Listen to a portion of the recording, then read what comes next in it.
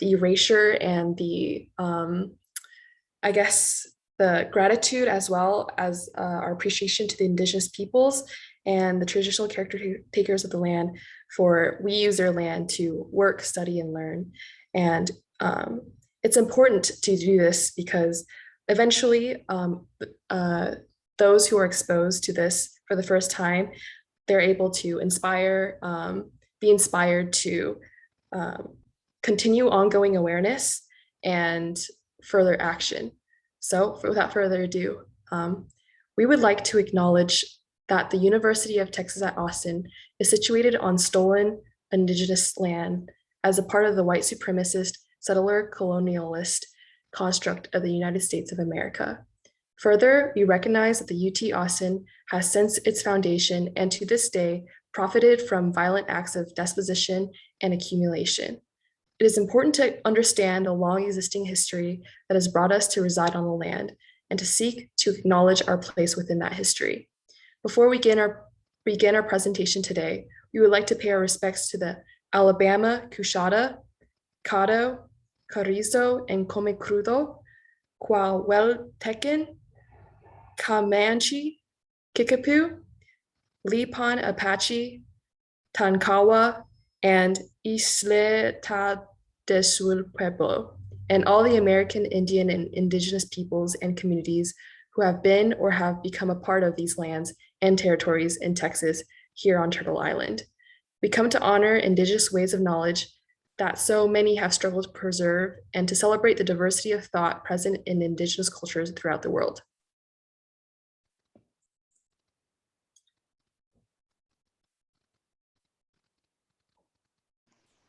So one of the reasons we chose indigenous land conservation as our topic for this event was given that Columbus Day was last week. And a lot of states in the US have started to choose not to honor Columbus, but instead indigenous peoples.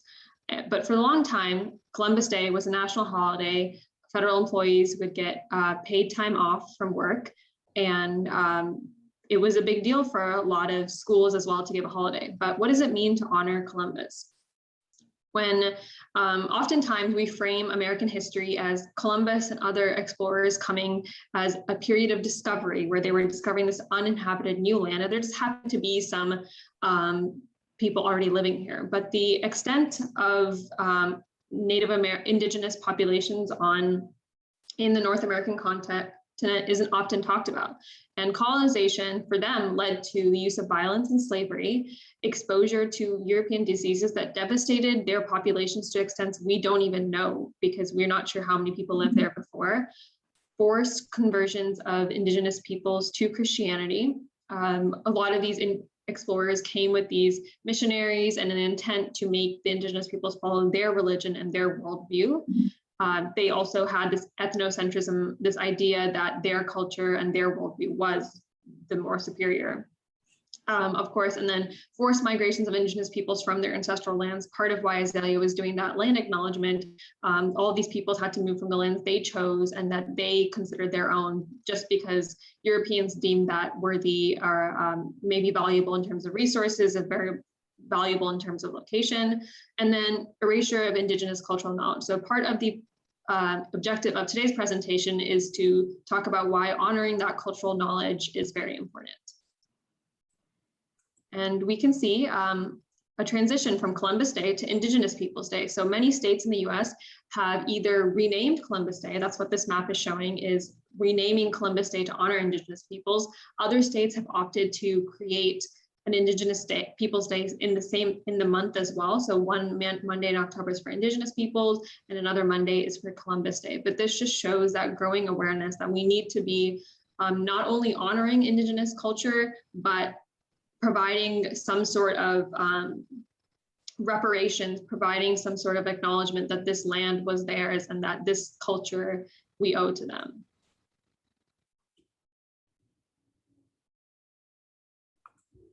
So what does conservation mean for Indigenous people and their Indigenous communities? So traditions and belief systems make it so that Indigenous communities hold nature with a deep respect. The global health threat is expected to be felt the most by sensitive geographic areas, including indigenous communities. And so because they have such a strong respect and foundation in the the land, that makes them have a strong defense against destructive exploitation such as mega dams, logging, mining, deforestation, etc. And in 2013, a study showed that there is an intense connection specifically with the southernmost Inuits in Canada, as seen in the picture. That is where their native land is. And that showed that the southernmost Inuit community located in the subarctic tundra, northern boreal forest regions in Canada, had a strong connection. And there's about a population of 259 people as of July 2010, kind of an old number, but at that point it was 259 people. And on the next slide, we can see people's quotations for how they felt about the land and its conservation as climate change and such gets worse. So yeah, these are just some quotes that the researchers had anonymously received through a year-long trial or year-long study. And at the bottom, it says the name and also the citation, but not to give y'all word vomit, but I thought these were very interesting and profound. I don't know if I should read it or if I should just let y'all read it. Any takers on that? Pick your favorite and read it. Okay. I do like the first one. It says, I just found that as time went on, I was just getting more frustrated with myself or just the weather. See the changes every day, and it's not something that I could accept very easily. And I think that that one is pretty profound because it's saying that the weather and how it's impacting her daily life is tied to how she feels about herself. And also the bottom quote is interesting as well because it's saying how, because they can't go do the things in the community aspect of the environment, that a lot of them feel like they're losing their sense of place and self and purpose. So those were interesting and definitely a good read.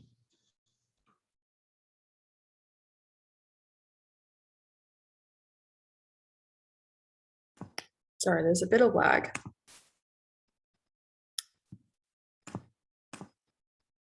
Okay, so I really like that you left off on that note because it ties in exactly into what I'm about to talk about next, which is how indigenous values tie in very intimately with who they are and what their culture is. So before I tell you all about that, I want you to hear from someone who lives that every day of his life. And his name is Bob Randall. He's let me look at the pronunciation, Yengun Yara elder and traditional owner of Ayers Rock.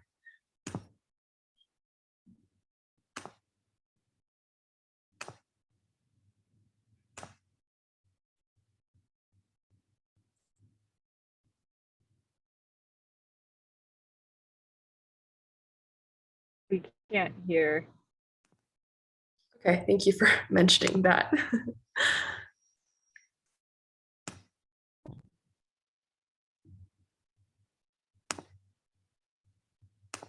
Okay, let me know how this sounds. Life is the binding and the connecting way the oneness is. If you're alive, you connect to everything else that is alive. But that oneness included everything that was around us, and you was raised with that teachings from a child upwards. You know, the relationship and our relationship system for our people here. See, my people see land ownership as being totally different to the English way of ownership, because ours used to be really the land owns us, and it still is that to us.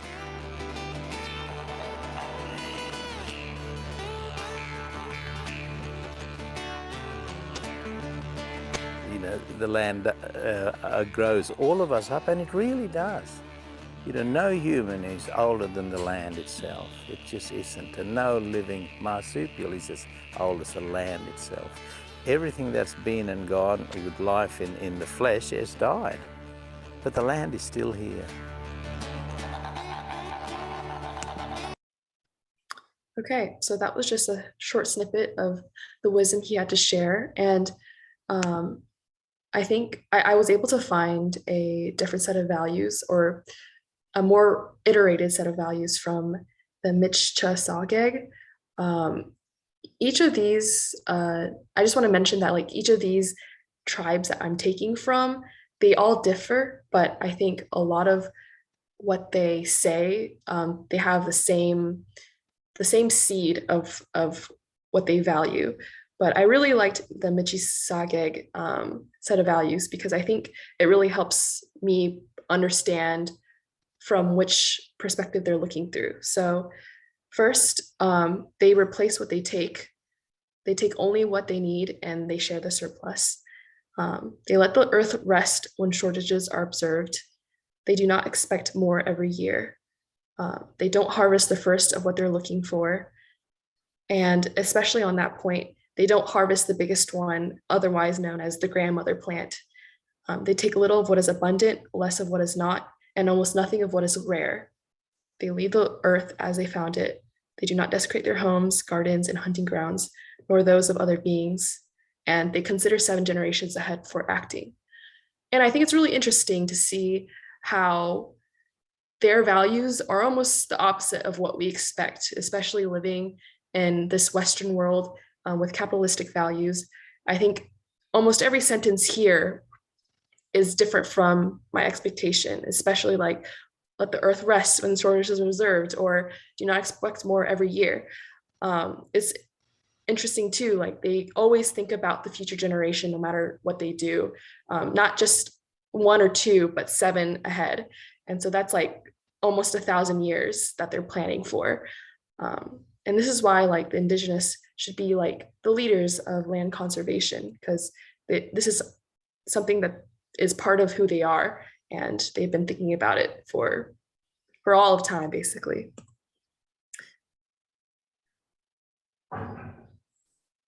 So this leads into traditional ecological knowledge, or TEK for short. TEK pertains to the conservation knowledge held by various indigenous communities. The perspectives of particular groups can be utilized in land management, sustainability, medicinal uses, anything really that you can think of related to the environment. A lot of things can be used for that. So TEK, as I said, can be used to predict environmental events for the livelihood or survival of people. And it points out that everything is interrelated, such as people, animals, energy, etc. It respects all life forms, and land is believed to be characterized by North American indigenous belief systems. And traditional ecological knowledge is constantly evolving in relation to understanding of Earth as our home. In contrast, most people see humans and Earth as separate entities.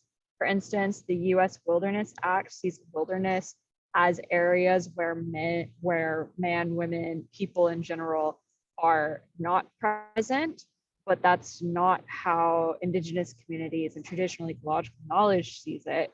They see it that humans and the environment are linked together. So that's an interesting mind shift, in my opinion, of like having the idea of the environment and people being part of nature and the environment, and not just, oh, we have this pristine, untouched by a person wildlife reserve, and that is the pinnacle of nature, but rather we are nature and we exist in nature. Everything that we do and build and create is in nature. Next slide.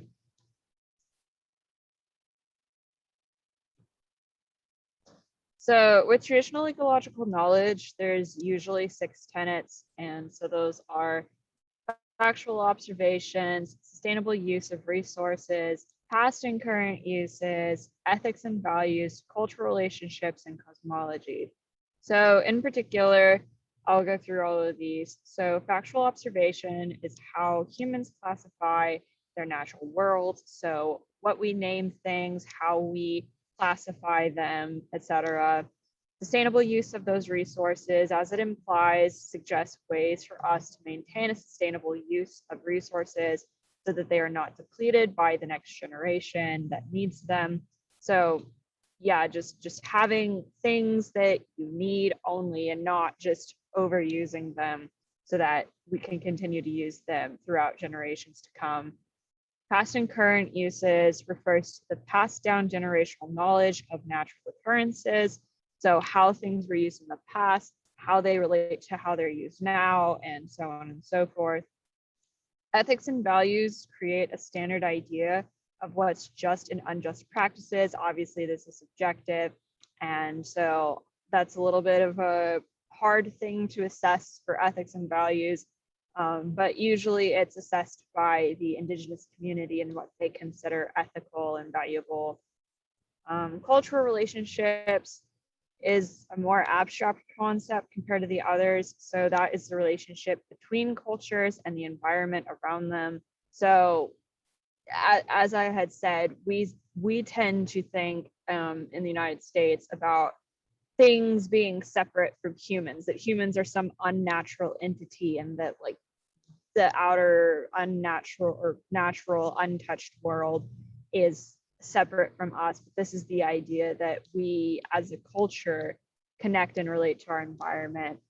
And cosmology is once again another abstract case about the philosophy of humans' roles within the universe. So how humans connect and relate to the universe, because we're all connected to everything and we are stardust and so on and so forth. Next slide. So traditional ecological knowledge is not something that was just made up of, okay, here's this random idea that can work, but like, who cares? Why do we care? It is something that is used. And for instance, with the polar bears and their classification as endangered was actually helped with traditional ecological knowledge along with scientific data. So traditional ecological knowledge and science can work together, and it can even support scientific data, especially when science is something that is usually collected now or not that long ago. Versus with traditional ecological knowledge, if you want to look at a system, the people remember and usually have orally passed it down. So you can understand how a system has been in the past and then use scientific data now to understand those things. So in this case study, the United States Fish and Wildlife Services used traditional ecological knowledge and scientific data to list polar bears as a threatened species under the Endangered Species Act. The knowledge was provided by the Choctaw, the Inuits, and the Choctaw, the Inuit, and other coastal residents near polar bear habitats. And they used density estimates and population numbers to categorize polar bears and how they have changed over time. So both traditional ecological knowledge and contemporary scientific data recognize climatic changes related to the Arctic and how that negatively impacts polar bears. And that actually got them on the Endangered Species Act list. So this helps understand polar bears not only now, but in the past. And so that was able to be used for classifying them now. So traditional ecological knowledge is useful, especially when it comes to science. And so that was just a case study that I wanted to share with y'all. Yeah.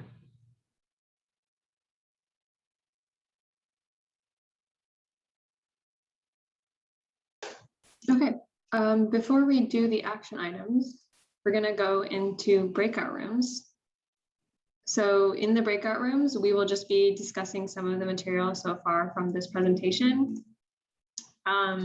And we have a couple of questions. There's also a Jamboard link that I will send in the chat. So you can kind of choose how you want to do it, but maybe while you're discussing with the other people in your breakout room or after you've discussed, you can add your thoughts to the Jamboard. If you haven't used Jamboard before, essentially it's just kind of this document that you can kind of add sticky notes and text boxes and a way to just collect thoughts, and we get a way for us to all see what the others are discussing. So I will now open the breakout rooms, and we will see you guys back here in 10 minutes.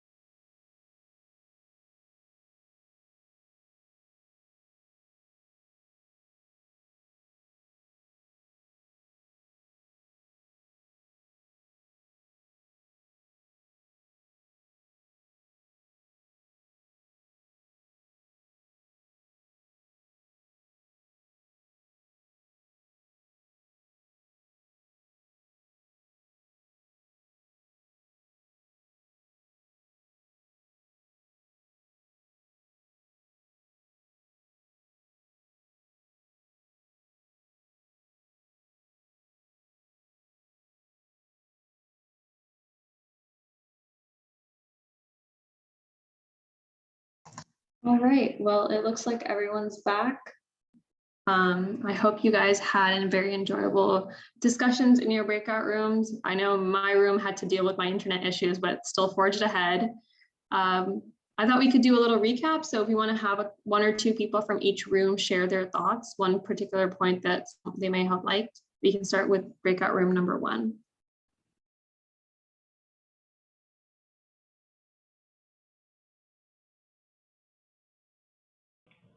Is this for a specific question or just in general? Anything you liked. In regards to tying in like the DEK into curriculum, one thing that I had said is that we tend to make the things that are taught in academia tend to be from a very specific source, in the sense that it's something that was done by a PhD, published in a Western scientific journal, and things like that nature. But that does not mean that those from someone else who's from like quote unquote an uneducated background, from like for example the like First Nations, Native Americans, etc., that they have a great knowledge of nature and interactions with their environment, and they have very valid knowledge and information they can share that we can help further how we interact with the world. But sometimes see that those kind of knowledge, when it comes from certain sources, it's not really considered valid, even though it just is. It just may not be just from the exact same source or system that you're viewing the knowledge from. And so it's important to acknowledge that there are multiple sources of valid knowledge. It's not just from a Western academic system, which also does produce good information, good knowledge, but it's not the only source.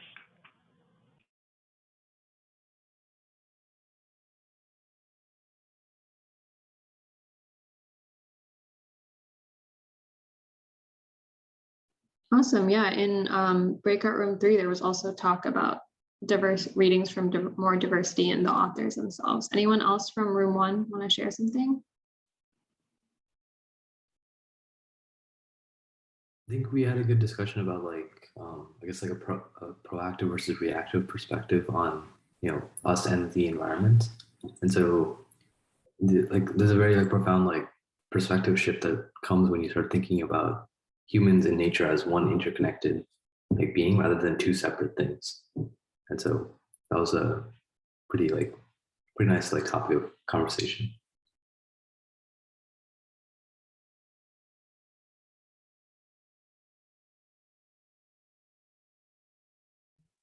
Great, thank you. Room 2. We had a really good discussion about like all 3 of the questions, but as far as like the bringing TEK into curriculum, we talked about like possibly getting an indigenous person to come speak, and like for an event, like for like this, for example, or like even getting someone like hired on like in the like Department of like Geography and Environment or something like that. um and then like for the case study, we also talked about how like it's important to not like just extract certain parts of TEK, like for like extract the parts that like certain scientists or people want to use, and then like ignore other parts, like ignore like the cultural significance, spiritual significance, and like also like if you're gonna like use TEK, then like uplifting like the people that it's coming from too, like not just taking the knowledge.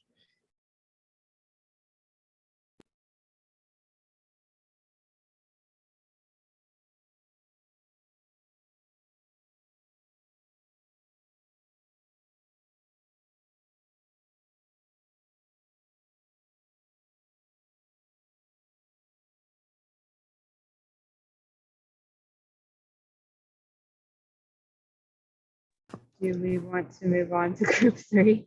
Yeah, I think Shikari is having internet issues, but yes, retweet, Emma. You're very right. Group 3.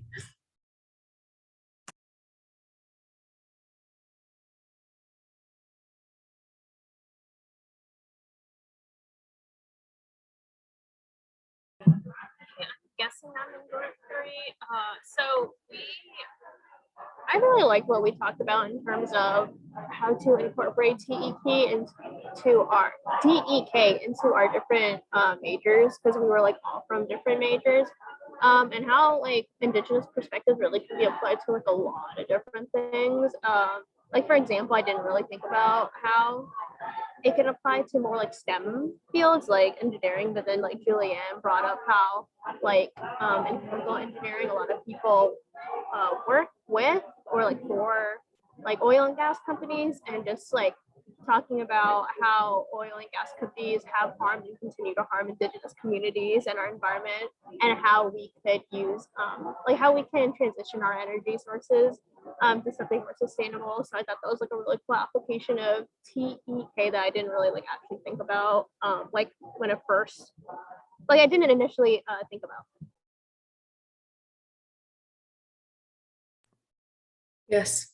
And I think UT has a big hand in the oil and gas too. So it's like this weird tension, especially like being a student and like knowing that and trying to reconcile the two. But I think every step towards the correct direction counts.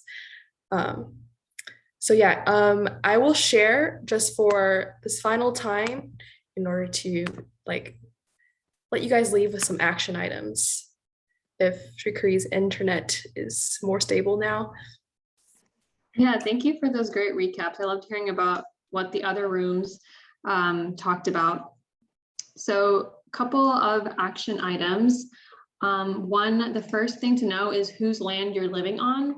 So that obviously you guys can click on the link, so I'll send the link in the chat, but it's a link to a map where you can enter where you can look at where you live. So you can look at that for Austin, or you can look at that for your hometown and see what native tribes used to live on there in many different histories, because a lot of tribes, what happened is that even though they may have had one area as their ancestral land, then they had to move away and another tribe was forced to live there, even though that wasn't their ancestral land. So knowing which tribe's land you're living on, that's part of why we do these land acknowledgements. It's the first step to acknowledging that culture. There's a lot of diversity within Native American tribes that we don't even begin to acknowledge. And then a big one is supporting indigenous communities directly. So that can be done. I listed some organizations on here: Indigenous Environmental Network, the National Indigenous Women's Resource Center, and you can find others. But how do we directly support these indigenous communities? Some parts of the country have a land tax. So I know if you're like in the Bay Area, you can do like a land tax that's like paying back rent of a sort to these indigenous communities that used to live on the land you're living on, but finding some way to take action. And then the last thing is, if you're involved with an organization, whether that's a student org, an org outside of campus, a sorority or a frat, how can your organization take action? How can your organization support Indigenous communities? And how can your organization make sure that you are being acknowledging of these cultures, whether that's interacting with these Indigenous communities directly or improving funding for them. So if you are an organization, that's something that I do recommend, and just finding ways that you can directly support these Indigenous communities, because having this presentation is great for you all to come listen to us talk about Indigenous cultural knowledge, but we need to be able to translate this appreciation of that knowledge into supporting those communities directly.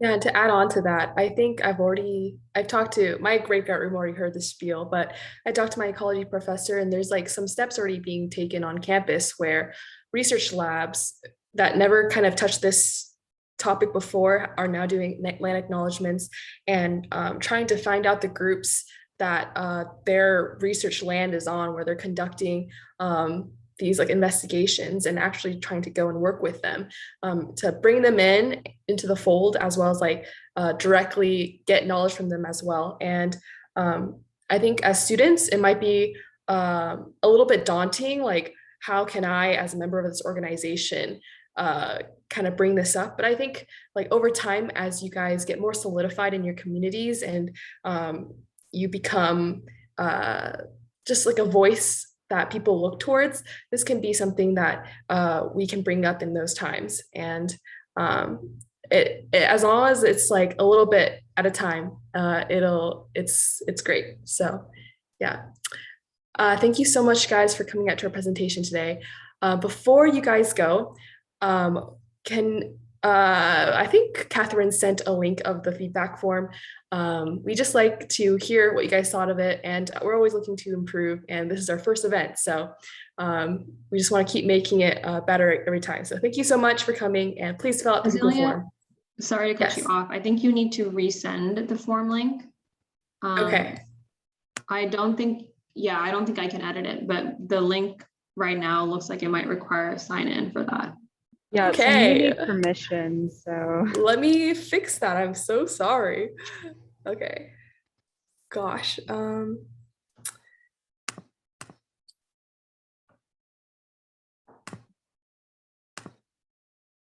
It's terrible because I exited out of everything in order to make my screen sharing more smooth.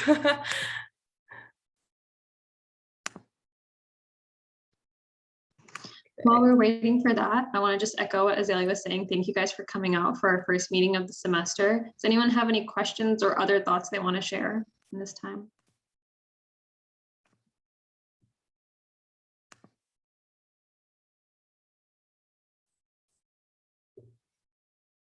I was wondering, because I know right now we're working on the course list because spring courses were just released like this or last week.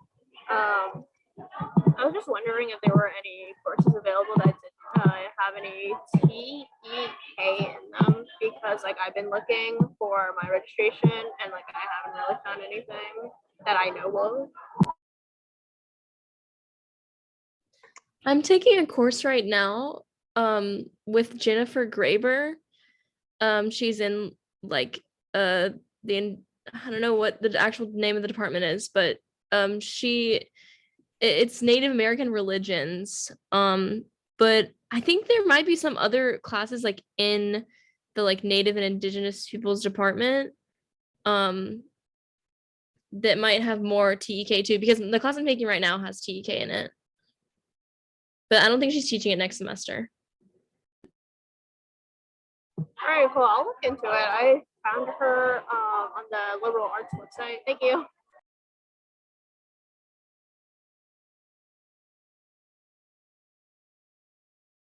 Speaking Also, of which, Mandy, oh, sorry, go ahead, Catherine. Oh, I was just gonna say that we had talked about in our breakout room, I think Emma had brought it up, that it would be interesting to try to have like a bigger event where we could bring in Indigenous people from our community to talk. And if we have a really big turnout, Like if we really worked hard to make it where a lot of people show up, then we could potentially like use that as a backing of like, hey, this is a really big issue that a lot of people care about. Like maybe we should get someone hired, or maybe we should think more clearly about this.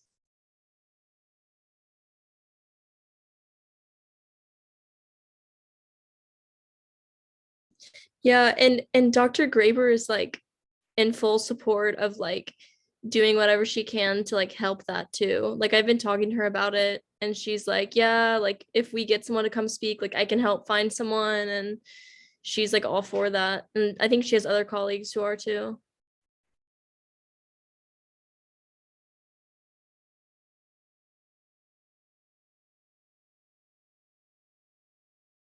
I was going to say earlier that I don't remember if it was the Native American Indigenous Studies Center or Studies Department, but one of them had come out with a sort of recommended course list where they about like classes that talk about Native American culture. I did send a link in the chat for their undergraduate certificate, so you can also check out those courses as well. And like maybe, I don't know if they talk about TEK specifically, but there might be something interesting in there that are taught by Indigenous professors.